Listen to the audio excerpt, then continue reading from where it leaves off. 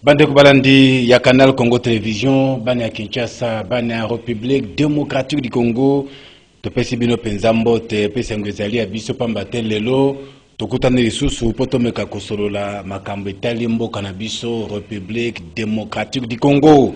Mbote na bane ya Kinshasa, mbote na bane ya ba province nyonso ya RDC, mbote na diaspora congolaise, mbote na bino bansa bolanda biso mosika ya RDC.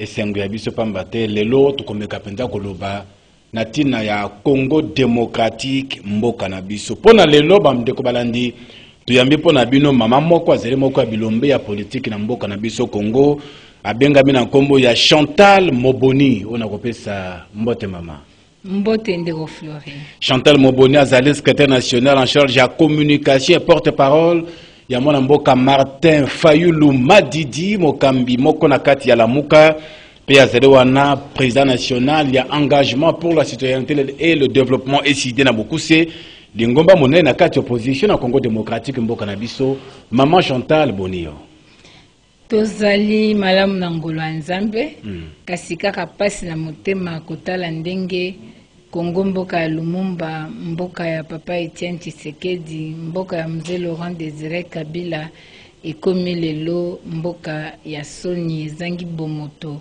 dans le concert de nations. Bobo ça rappelle Mobutu, bobo ça mabe Congo penda mboka Mobutu pendant 32 ans ba congolais. Merci beaucoup mboka Mobutu pour na kotala cohésion nationale na unité nationale oyo. Président Mobutu atika ki na mboka okotala penza ki mokongo akomi gouverneur na Kivu moluba gouverneur na Bakongo moyombe abali Muswahili Katange abali Muboa Lokele abali Muluba eza penza ba œuvre na ye yango penza tokobosa na te ko tanga pe kombo na ye na tina wana Matondo mingi mama Chantal Moboni bango bazali bilombe balobaka mingi makambetali politique olingo ye basango ya Lamuka ndenge zele kotambola mona bango olingo ye ba makambo ya SID ndenge zali mona bango olingo ye kasango ya Martin Fayulu Madidi kutana mama Chantal Moboni azali porte-parole ya Mafa Martin Fayulu Madidi lelo tokoba moma makambo mibale to misato kasi ya motuya est-ce que Lamuka Ezaya bokabwani to ezakaka na bomoko yango tolingaki tozwa moko na kati na bango po ameka ko limbolela biso yango malamu to songa ba téléspectateurs bandeko balandi ba biso bayeba bosembo ya likambo ezale pai wapi kati na mwana mboka Martin Fayulu Madidi na mwana mboka Adolphe Muzito Fumumpa bazale kotambola nzela se yoko bakabwani to ezali boni Chantal Moboni akomeka kosunga biso na likamboliye pe tokotala lolenge bana ya Congo démocratique bazali kobika lobi mbula betaki na kisasa ezaki nde likambo mbula lobi na butu ezaki nde likambo okuleke pai wapi na batu ya makolo na bawewa na bakech bazalaki na pokoso ya kotambola na ville province ya Kinshasa mama Chantal ngongezali mokusi po na biso netandweke Lamuka aboni. Lamuka eza malamu. Lamuka d'abord c'est le peuple congolais. Et sengeli baimboka bae baratango nyoso ke le 29 septembre na triomphal bangonde basengaki bai opposition bapesa candidat moko na oetali élection présidentielle. Yango wana esengaki ete bapapa na biso bakende Genève wapi esika Lamuka emonaki mbotama. Donc Lamuka c'est l'esprit du peuple, Lamuka c'est le peuple congolais. Aujourd'hui Lamuka est un président élu Martin Fayulu Madidi ou azali symbole ya victoire du peuple président congolais. Martin Fayulu élu wana etaka moi mbilinga moke na mitu ya bato benga kaka président Martin Fayulu babongo la histoire te atabana na biso to boti bakoko na biso bakoye kola yango qui a eu un président élu na l'élection 2018 mais qui n'a pas exercé. Donc ce ko yebisinga na longola élu ce ko yebisinga na falsifier histoire nzokande histoire des âmes ya peuple. Donc Lamuka ezali malamu tozana coordonnateur Adolphe Muzitu Tozali pe le quoi na le baki est un symbole de la victoire à peuple président Eli Martin Fayulu Madidi. Dans la conférence de président, dans la cellule politique, dans la cellule il y a porte-parole. Donc, la Mouka est un peuple congolais et longo. Martin Fayulu na Adolphe Muzito, bazan le kanisi lioko, maman Chantal. Contrairement à l'Union sacrée, hein, oui, je suis en train de... Oui, c'est la Mouka. La réponse n'est pas. Contrairement à l'Union sacrée, tout le monde a une nébuleuse. La Mouka est une plateforme politique, ou est un électoral, et c'est Miwa qui est en plateforme politique, je crois, le 27 mars à Bruxelles. Et puis, il y a 4 axes au étambola kanango. Yango ndeza moboko ya makanisa ya lamuka. Eza na convention. 4 axes wana ezali ya liboso. Lutter pour le respect de la Constitution. Yami Balé, lutter pour la vérité des urnes. Autolobie, mobiliser le peuple pour le respect du choix de l'électeur congolais. Yami Satou, ezali lutter contre les anti-valeurs. Péamina et lutter pour un état de droit. Wanande ba axes fondamentaux ya la muka. Mwana nyoso ya la muka et sengeli atambola kaka na vision wana. Donc la muka eza na vision moko. Na koyeba te oyo lingi koloba soki et comme la vision mibale na la muka te. La muka c'est pas une opposition républicaine, la muka c'est la résistance. Très bien. Tozora bino kaka na maloba bino bay politique bolobaka na nzela ya bitando bike. To yoki na kati na boko na bino ya la muka ko loba maloba penza oyo longo banite. Oyo bana mboka musutango ba yoki yango epesi bango mitu pasi. Yango to mituni. Kati na muzito fumumpa. Na mwana mboka Madidi Fayulu bazali kaka na bomoko soki bino ba communicateur bokomo ko bimesa basusu lokola bato balongo banite na place publique. Bon, on a habité parce que président Martin Fayulu ngana porte-parole naé tout un secrétaire général de Vos Kitoko Azali ou azo engagé pe parti. Donc, tout un secrétaire général à Nouvel Élan Ezali Ndeko Blanchard Mongomba, président Nouvel Élan Ndeko Paulin. Bon, a habité Soki, Oyoki na minoko na biso makambunini, Oyo Monique. Moko ba communicateur la Muka bengi Muzito Azali candidat za médiocre. Okay, c'est trop fort. Merci Nakanisi. Logo la yo beti lisolo c'est que oyebiye aza communicateur à l'écran habitando et koza malamu mingi obengaye po osolola na ye o comprendre eloko nini alingaki aloba makanisi eza nini pe likambo nini penza oye amoni ete ezali kosalema parce que ngai nazali awa nakoloba makambo oyo ezali ba information officielle nakoloba makambo oyo ezali koleka na ndenge ya solo na yebi ke likambo bo ezali nazoloba parce que nous voulons la vérité et nous disons la vérité mais makambo mosusu oyo ngai na niveau ya lamuka na monité na ba structure ya lamuka soki likambo ezali les deux leaders bazana présidium o esengeli ba solo la tozali na conférence de président esengeli esangana ebeta masolo tozali na porte-parole là tozali na cellule politique en tout cas tant que moi na lamuka moi na décidé na tikali comme on a les cambo mokote o eza posé ou bien réclamation bien revendication ou bien loko moko boyo eza en traitement ou bien na moni ata eloko mokote donc na ebité eloko nini oyo yo okoyi koloba koto wana mais ceux qui ezali pona maloba ceux communicateur moko aloba ki eza malamu ye moko expliquer maloba lobby parce que ngai na ebité nini eza na mutuna ye ata na tango akala baloba ki basi batonga kamboka te mais lelo maman Chantal lokola mama oyo bato ebele bazali kotela motema pe kondima ozali kolaka na ba téléspectateur ke na lamuka makambo nyonso eza na molongo. Mais na ebisi yo politique na mokuse penza non na mokuse penza zo ebisa yo politique eza église politique eza ba norme toza na plateforme politique il y a une convention et puis toza na ba axe tozo fandela na ba axe na biso ndenge ezali na ba structure ndenge biso toza na ngonga na moni problème na katité ce problème il y a tant yo yebi merci de nous rappeler comme ça toyeba ko yebisa ba imboka ce qui basembele bakomi kokumisa satana ko betre satana maboko seke mokili baluki maman Chantal te papa nakanisi que o nazoloba na yo ezotala mutema na ngai ezali bosolo nazoloba o ngai na ko se focaliser na ba structure officielle na ko se focaliser na ba information officielle to na moni revendication moko to na yoki moto songolo pakala ko se plaindre pona likambo songolo pakala na moni yango te masolo nga na yoka repa na bino ba pandisang peut-être bino kaka yo bino ba pandisang peut-être bino boyebi likambo boyebisa biso comme ça to yeba peut-être ce que ça likambo nini parce que na niveau na biso to moni likambo oyo eza na katite oyo koki ko bebisa lelo la muka to moni yango te ya solo penza ouais.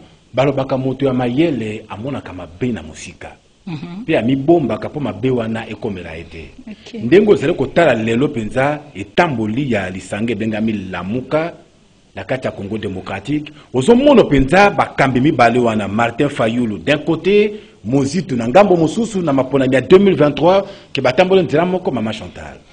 Na ko rappeler yo le coordonnateur en fonction Premier ministre Honoré Adolphe Mozitu na Sainte-Thérèse Nanjili ya Ibsaki Bisso. Nous sommes tous leaders, mais il y a un seul qui a été élu. Nous avons un président élu. Donc, Lamuka comme plateforme politique, au moment venu, a représenté candidat Moko, comme Lamuka. Parce que toute la plateforme politique, c'est dans la stratégie politique et Lamuka de déterminer ce qu'il faut faire. Donc, pour Nalelo, Ezali, opportun pour Nabisote, la question n'est même pas là-bas. Parce que dans un monde comme il y a des problèmes dans la Mouka, c'est une distraction. Parce qu'il y a des questions essentielles sur lesquelles les Sengeli tout fandela. Les situations à Est, Ezali, il y a pas. Donc, comment la situation à Est? Mais tout ça, on a non, nazolo banayo. Ngana ko jouer G ya état mounité, na ko jouer G ya ba. G ya l'état mounité. Tout ça, ko loba na makambe bimika kana monoko ya bino ba na yoka papa langai. Yo za mopandisang. Ce qui lobi mutasai déclaration. Approcher micro ne pas nae au comprendre idée nae. Au généraliser en goté, au sel ango, auto bara statistique inférentielle té. Langai oyo basuite nae ngana zolo banayo boui biso na lamuka tozali pour le moment na koluka ba réforme consensuelle masolo zo beta malelo na lamuka ezali réforme consensuelle en dehors de ces parlements que le parti prenant s'asseye pour to bongisa ba élection ya malamu lelo tozo beta masolo na lamuka l'insécurité à l'est tolobela ki état de siège ba benga ki biso ba ene mais lelo nyoso emona niete esungi mboka te masolo ya tina o biso to kolobela lelo ezali pauvreté ezozwa mboka ezanzala ya peuple panier de la ménagère bobetelo masolo ba mbongo côté belé mbongo ya détournement mbongo ya corruption mbongo ya ba voyage mbongo ya batu moko boy peuple azo souffrir c'est ce qui est important il y a pas de route yo moko uti ko koloba awa na Kinshasa soki mbule noki ndenge nini ezali bongo na intérieur soko kei na intérieur ya mboka ko ka pasi kende na boende omona pasi kende na Kindu polongwa Kindu okende ko koma tina tunda esika o papa Lumumba kotaka classe eza combien de kilomètres nzele za la raté donc eza passe il y a des problèmes plus sérieux eza na makambo très essentiel esengeli to fandela lelo o corruption comme institutionnalisé pour muta comme gouverneur a somba conscience azo somba voix au moni ba mususu ba lobi soki ba 6500 ya ciment ba $50,000 ceux qui héros ozo mona na parlement ba tout ba changer la majorité bazu ba palissade bazu biloko corruption institutionnalisée ba yibi mbongo alete ba kesa tourisme na prison ba bimi mbongo ke wapi ba chile gelou mbongo alete sa musale salité ce sont des questions très essentielles où ils ont très direct na social ya peuple na vie ya la muka makambo pe ya la muka eza très essentiel pamba te ko bosana te lisanga ya la muka eza lisanga ba te belekati na mboka batela kayango motema soki ba moni Mama Chantal ki na kati na bino na nzela ya maloba bokomi ko kesana bokomi ko zokisa mitema ba congolais belé Mama Chantal to nazonga na makambo tu koloba awa makambo etali réforme to fanda to meka ko solola na kati ya kofanda po ko solola wana biso to yoki mwana mboka Fayulu Madidi alingi soki ba kofanda ba solola e yamba catholique na nzira ya batate episcope bakamba masolo wana ndeko mosusu alobi te mosusu alobi te kambama na tata mokonzi ekolo Félix Antoine Tshisekedi Tshilombo omoni te ke na nzela ya bokabwana maloba wana ezokende deja na ndenge mabe. Merci yango na seki yo soki yo za likambuloba bino bapandisango nde bozoloba makambo ezali c'était important yango na zebi so lobi que problème à la mouka se préoccuper peuple pour peuple de la mouka. Mais problème on est koko zo biso tanyo sauté eza eloko yo eloko to sungande bato baye bake mabe mazali to mazali te permettre ngana zo loba na répondre yo et ko zo biso tan ebelete parce que problème na kati wana exact. Le président Muzito coordonnateur ya la mouka tozobi na la mouka depuis 2019, pardon, en février. Le président élu a fait cette proposition à sortir à crise. Il faudrait que les parties prenantes se retrouvent place Moko, solo la poto bongsa élection à venir, pour garantir vérité des urnes. Et le plan de sortie des crises, il faut une médiation extérieure, considérant que Ndeko Félix Tshisekedi Azali problème. Parce que nous estimons aujourd'hui que victoire et à peuple, et ça n'est pas le président Martin Fayulu. Mais tout le monde qui bango baza ko exercer pouvoir. To bengi bango qui bazo exercer un pouvoir de fait. Il est un problème. Il doit être une partie prenante. Na kati discussion. Et c'est le langage de Lamouka depuis 2019. Président Adolphe Muzito, porteur de ces langages. Président Fayulu. Tous les communicateurs, même langage. Et quand on a parlé de ces parties prenantes, il s'agissait de quoi au fait? N'est-ce pas le FCC? En ce moment-là, c'était le FCC cash. Nous, la Mouka et la société civile. Nous avions parlé même de la tripartite. Et Tolobela qui tripartite. Le FCC, le bango ba bongoli ndenge ba bongoli tolobi, ok. Union sacrée, FCC, la Mouka, la société civile. Et c'est le langage de la Mouka, et c'est le langage d'il y a plan de sortie des crises qui a été porté par tous les leaders de la Mouka, et jusqu'à ce jour, nous réclamons de réformes consensuelles. Nanzela, il y a plan wana. Donc, Mouta Kolobana, bisote le loke, yé a lingi, toke nenango pan de Félix, bisote lingi, toke nenango pa basango. Donc, idée même, il y a plan de sortie des crises, et il y a une médiation extérieure. Alors, moi, je ne crois pas que le coordonnateur Muzito pourrait dire que ton méma, tout ça la consensus sous médiation de Félix Tshisekedi parce que Yemoko a yébike de Félix Tshisekedi Azali Mutu Oyo Sengela Kite a exercé victoire et à peuple. Donc nous estimons que na Oyo Lobby la crise elle est artificielle et Zaline de battre. Oh bazo bunda balobi teto discrédité président Fayulu to luka ko isolé alors to créer ba crise. Merci alors on a profité que ce peuple congolais le col à la moukéza yo zala vigilant tala yo moko zomo na pa balobi on connaît l'arbre par ses fruits yo tala ba fruits ya bato na bato okoyeba nani oyo azali alingia bebi salamuka na yo parce que oza jaloux na la muka na yo ozolandela ya na kadisi bande il y a aucun problème de bande ko ba tali bo sosole penza bola mo bon na kati la muka mbeba penza ezalite bomoko lisanga pe bondeko ezali ndenge mama Chantal Moboni auti ko limbola yango penza na bola ebonso yango wana na nzela ya koluka lisanga na bana mboka boke kozokisa ba congolais isusu mbeli na mokongo na lisanga na bino bosali ya Front Patriotique je crois ya kokende ko sangana na bato yo lobi peuple congolais asanzaki bango lokola bilei bino bolokoti bango botia bango likolo ya mesa mama Chantal. Bon, oui, bien, là, comme besoin d'un beaucoup de biso, ils allaient à personnaliser fonction publique. C'est très dangereux. Tout longwa na ba komba ya ba kombo ya mutu lokola mutu. Quand je dis Martin Fayulu président élu, il a un contrat avec le peuple. C'est autre chose. Que le oyo olobito chuba peuple mbeli na ndenge ni ndenge boko sangana ngala baka polele boko sangana bato ya kabila bato bana mboka basanzaki bango baboye kambeli na bango ndenge batiki mboka na kati ya libulu bino boye lika ya peuple bosangana bango mesa moko Chantal Moboni bosokisi ba congolais na mokongo Nous avons combattu le système Kabila. Nous avons décrié qu'il y a eu hold-up électoral, Mouibia Maponomi, Kino Lelo, décrié Yango. Le président Martin Fayoulou a lobela qui faut une lumière sur le dossier, Boukangalonzo, Bami l'école, tout ça. Tolongoli Angote, c'est la lutte, mais c'est à la justice de faire son travail. Aujourd'hui, j'aimerais vous dire, ce qui est là, Tolingi, Balingi, adversaire, Balingo Kotsabiso na G.O. Yamabe, Yako Kabola Congo, Yako permettre que dictature Koba, Biso to Kota Nangote, Nalamuka. Tozayaki na 4 leaders Tosikayaki na bango. Le président Jean-Pierre Bemba, il n'avait pas travaillé avec Kabila. Azaki vice-président, on a 1+4. Le président Moïse Katumbi, il était gouverneur, il a travaillé avec Kabila. Le président Adolphe Mouzitou, il était premier ministre, il a travaillé avec Kabila.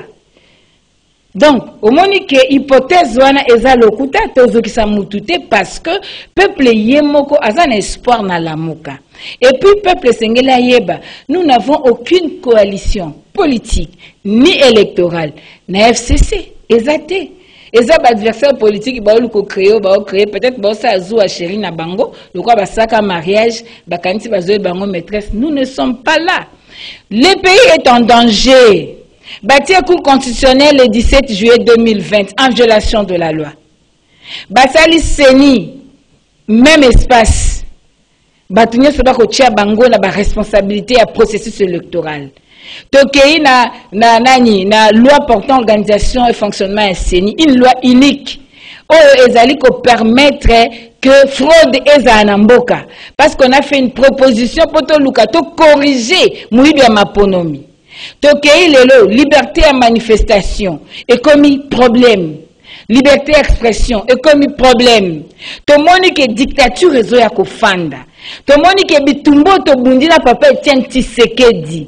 Lelo oyo, toko mona ke parti kaka papa Etienne Tshisekedi, eye ko uzwa marteau, et bandi ko panzanda ko to bane ko tongana papa.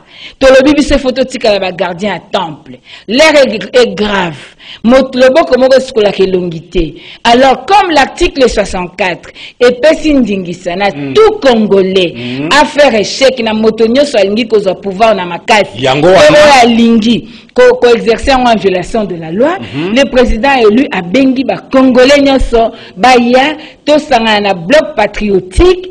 Et puis, après cette mission à bloc patriotique, la mission c'est de mener les actions pour barrer la dictature. S'il vous plaît, s'il vous plaît, le peuple congolais. S'il vous plaît, Ndekonangai. Bahati azana union sacrée. Azaki wapi? Abongola motema. Non, merci. Kuna abongola motema. Kote onde batika ba Satan. Faut pas tromper le peuple. Est-ce que pouvoir à union sacrée et déclarer bango une dignité nationale? Baibaki, balobaki, basalaki nyoso basalaki. La justice est salinine. Bolingi bisoto comme un juge? Non. Le problème qui est là aujourd'hui, c'est que Mbokeza a danger. Ba Congolais nyos o balingi ba élection à malam. O balingi crédibilité à processus électoral. Totel malkoula mutumoko to barré dictature o. Tala makambozo sa na parlement pour la loi électorale. To continuer ko consacrer Mouibia Maponomi na kati mboka na biso. Et cette question, il y a salut public, il y a qu'à sauver Mboka. Il n'y a pas de coalition. Il y a un engagement pour salir sa coalition. Au moins, engagement pour salir plateforme Moko. Non.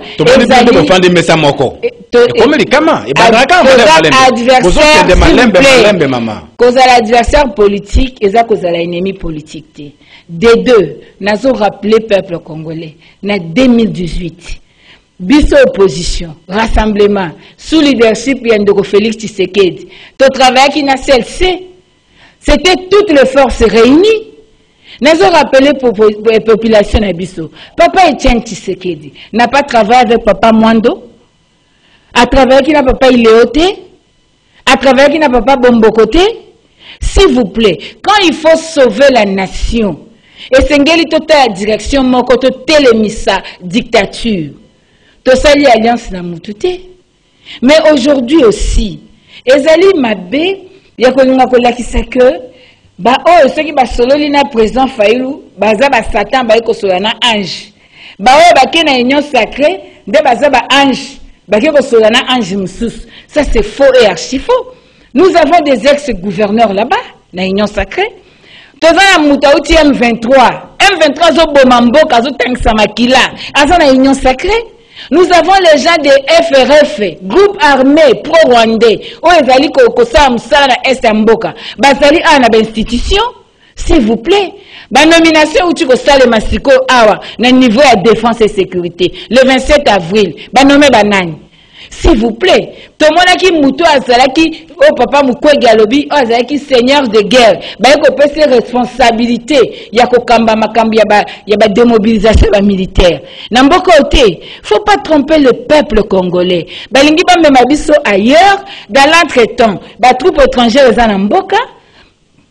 Dans l'entretemps, armée la biso ba pesa ngo Valéry Sédoité, ba lobi na bango un commandant suprême Azako kende ko lela po na armée libanda mboka.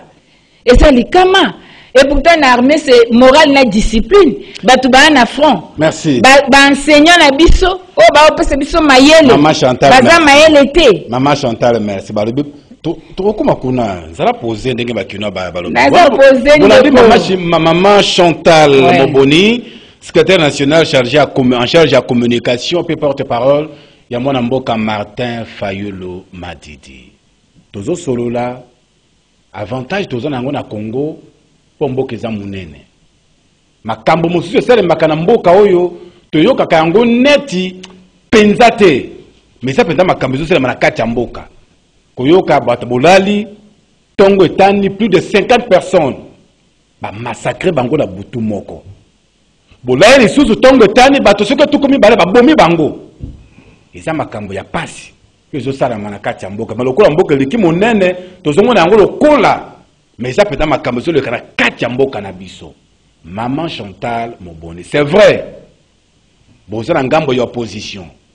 Mais boza pe na nyonga ko pesa makanisi kitoko. Oyo koki ko sunga mboka na biso elongo sike ezali e mata ekende liboso. Je crois ça souhait ya biso ba congolais banso. Ba ibazali ko kamba mboka na biso lelo. Pour la makambezele ko leka na partie est ya Congo démocratique. Ce que zali nzela ya kotambola. Ba ko kotambola nzela nini? Pour na ko arrêter hémorragie wana ya ko sasa ba congolais lokola banyama tongo poka buto moyo. Ndeko Flori. Moninga na osola nayo. Famille ngeza na Bukavu. Famille ngeza na Kisangani. Famille ngeza na Goma. Masolo est natika kango te na beta kango butu na moi. Ce qui oyebi ba coup de fil obiso tozwaka par jour. Nakanisi okozana misu mususu sur makambezo le kana est. Ndeko Flori, topesa ki plan de sortie de crise. Tolobaki il faut ba réforme, ya ba service ya défense et sécurité. Babi toza ba ene. Que le but, il faut mettre les militaires et les policiers dans les conditions. Balia malamu, balata malamu, bazo salaire malamu, tobongsa bakana bango, et koza mayamu. Président élu, na campagne na na programme na o présenté qui na 5 ans. Alors il faut toza na unité moko usifa, unité de surveillance de nos frontières. Est-ce que na butu ba frontière na biso? Ezalaka penza surveillé comme il se doit. Frontière ya biso na Uganda. Eza surveillé comme il se doit. Alors bien sengela qui une force ezala mise le long de nos frontières. Alors bien qui sengela qui a fait ça des questions au Conseil de sécurité. Pourquoi ce silence face à un massacre? Il y a plus de 6 millions de morts na Congo. Pourquoi le Conseil de sécurité est aussi allé le router? Pourquoi ce silence? Et après 20 ans, la présence à MONUSCO, la situation ne fait que s'empirer. Pendant que Bazayaki mission d'observation, Bakomi maintien de la paix, le Bakomi protection civile, mais les civils ne font que tomber chaque jour. Bah côté sur état de siège, bah privé bah liberté fondamentale, liberté à cause de manifestation exacte, tout est commis na maboko ba militaire, administration na maboko ba militaire, mboke commis na passi, bouclier moko ezabo sauver biso résistance citoyenne, moyen ça la ata opération moko exacte. Et lelo oyo. On a tout donné. On a tout donné. Nous avons fait des propositions de loi. Pour na Lukamboke Bonga, tous les présidents, au peuple a pessi bangon pifo. Donc, pas à la redevable na peuple. Na tanga ki ouvrage moko. Et à auteur moko maungano kiyoka za congolais mufili. Alobi Congo ce qui est aboué, za cause nango ezali kakistocratie. C'est-à-dire na kakokratie. C'est-à-dire Batouba Libanda va promouvoir stratégie managériale basée sur l'incompétence. Il faut seulement choisir l'incompétence, va placer bango na Congo pour basa là-bas dépendre na bango. Ozoyo kangai. Donc dans cette stratégie, balingite baza muto azana compétence, ou na peuple, ou azana profil scientifique, intellectuel et puis expérience dans le domaine où on a pour appeler biso une expertise bien donnée. C'est ça le mal et pas la biso. Mais aujourd'hui, préambule la constitution est clair. Il y a des crises récurrentes parce que tu as la légitimité. Mais mettons-nous ensemble, parce que nous connaissons le problème. Résolvons le problème une fois pour toutes, pour que Mboke décolle. Mais complicité à certains compatriotes, bazali komona ke sengeli situation wana et persiste. Et c'est ça le danger. Oyoka ki mbosa loba ki na percheur assemblée ni. Alors bi ba député bo quitter ba groupes armés oyoka ki ngote. Ndoko fachi kuna alobi ni. Alors belle complicité d'infiltration. Mapinga na ba police na kata masolo yango. Donc on comprend tout bien. Le diagnostic étant déjà fait, la proposition est pesama, mais bandeko bangwanzami balobi biso kaka.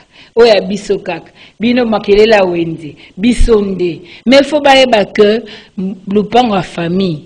Bateka kango pa mwana mokote. Il faut mokoloto bana nyos. Merci beaucoup, Maman Chantal Moboni. État de siège, na makanisi na bino sapeka kanzela penza ya malamu ekopesa penza solution malongate. État de siège sali déjà échec nango. Il a quitté déjà bilan nango. Olandi ndeko Jean-Jacques Wondo. Olandi docteur Denis Mukwege, prix Nobel de la paix. Olandi baromètre à Kivu. Olandi nani député Elia Est. Olandi vidéo mususu ba audio to landi na réseaux sociaux o ba komi ko luka ba ti atable reconnaître que simbité na mokuse simbité maintenant pour bande kuna biso est ba fanda malamu to zoka makanisi ya fayulu ya sortie à crise tout yango en place ou de tout ba ange ba ya ko kamba parti SRDC. Donc ngai na landaka mingi sémantique bande kuna biso ya est na moni eti to tindika bango musika. Il faut le baquer. Congo na partie est na yango ezala malamu. Merci. Parce que lisapi moko soki ezoki, nzoto mobimbeza na passe. Ndenge wana. Oyoki ndeko alingeti alobi c'est là-bas à plus de 2000 km. Te, eza langage séparatiste eza bien te. Bandeko na biso ya est. Biso toza awa na Kisasa. Kinshasa eza mboka ya bato nyonso. Bandeko na biso baza kuna, baza mabele ya Congo. Il faut que le parti ye est ya mboka na biso. Et c'est les kimia parce que babomaka ba congolais mais ba multinationaux bazoya bazotonga ba immeuble bazoza ba minerais bazo exploiter or usine à raffinerie ke Rwanda lelo tokoti na Afrique de l'Est au profit ya ba Rwandais ba Ougandais ba Burundais au mona ba vidéo ba lobi tozi place à oteka miliki na biso tozi place à oteka biloko oyebi est mboka na biso déjà na plus de 40 millions de na Congo bokonzi makasi pende zalete et sengeli bokonzi utina peuple bokonzo eza na compétence bokonzo elelaka lelaka te mais yaka na ba solution nana zo lelaka si papa yo moko landi mamboleki na Abidjan yo za na pouvoir oza na bik oza na mbongo ya leta wana mituka leta logistique wana signature wana nyoso eloko nini ezozanga yo o décider o appliquer oyo yoza na comme nani politique publique na secteur pour bongisa yango moto ana pouvoir aller la rater. Alilité, c'est là qu'il solo. Il y a tatana bana, ou bazakali bande ya mboka Maman Chantal. Lisolo na lobby. Bazali ko lekana kati ya mboka pa moleka wana, bazali bana na ngane bisa bongo likambe ya bosembo. Yo lisolo ko beta ya bana na ndako. Na lisolo ke beta ya bana no pa tata mwasi to noko ezaka ndenge moko. Yo ebilelo oyo. Valeur ni ba opesa un diplôme à Congo sur le plan international. Ba landi déjà que a éducation eza malamute. Ba enseignant ba opesa ku baza matière té. Et sur le plan de dignité à peuple congolais. Eza malam ba na biso ba siko bango moko ba lobi gratuité. Tant biso to lobaki gratuité wana e ko boma enseignement. Ba lobi to sa ba lobaki to sa ba ene. Mais lelo bango moko ba lobi siko ba ko sa ba tuna gratuité. Donc baza bango si renseignement ekufa nango ekufa lokwa baba mboke ekufa nango kaka etali biso te to lancer ka bora ndengo wana pour la propagande na biso. Non, on ne blague pas avec l'éducation. Demain à Congo, ce sont les enfants que nous avons aujourd'hui. Les lorsque ba l'éducation malamu te Congo lobi ezandeni. Bana bango ba ketanga ba mikili. Bana ba Rwandais bazoyaka ba orphelin bazoyaka na Congo, ba otanga na école belge, ba otanga na école malonga ba diplôme na bango eza na valeur, bango ba ko konza lobi Congo, Congo à Lumumba, ba congolais bazanga ndenga kozala. Non, s'il s'agit de l'éducation de nos enfants, en tant que mère, je me lève et je dis non. Et je dirais ce non jusqu'à la fin. Déborah l'a tellement qui a tout n'a permis pas Moutouté. Alors oui, je me suis levée comme une mère. Parce que Bana va souffrir. La nation est opprimée. Aujourd'hui, les enseignants touchent combien? Les militaires touchent combien? Et vous pouvez répondre combien? Combien aux autres calendars pour le lot pour couper biloko à coller la messa? Est-ce que Bana Biso Bazolia bien? Un pays comme le Congo, on peut avoir le malnutri, dans terre à 27 millions, selon PAM. Non, il y a des choses qui doivent quand même révolter notre conscience. On ne peut pas accepter tout. Jusqu'où? Maman Zote Kamakala, Zobundamana qui est de classe. Le lot est dit que classe soit les amalonga, enseignant n'a de l'autre côté. Vous savez ce que ça fait dans le moral des gens. Les étudiants vont se battre ici, la bise, ceci, cela. Mais qui doit mettre les gens dans les conditions? Qui a le devoir que foutre enseignant bien? Il y a qu'au recycler l'enseignant. C'est à qui ce devoir-là? Maintenant, ministère et enseignement, Moussa Nangoni. Ministère et enseignement universitaire, Moussa Nangoni. Bien sûr. Non, s'il vous plaît, il y a des choses qui peuvent passer dans Mboka na biso moko. To lobi bon, eza makamba kati. Et le qui? Mais ça te libanda. Aussi, baki, ndoko fache ke na libanda. Abenga batu ba kombantaba. Akenda libanda abenga batu bandoki akenda libanda abeta masoyo ba juge na biso ndenge bazali akenda.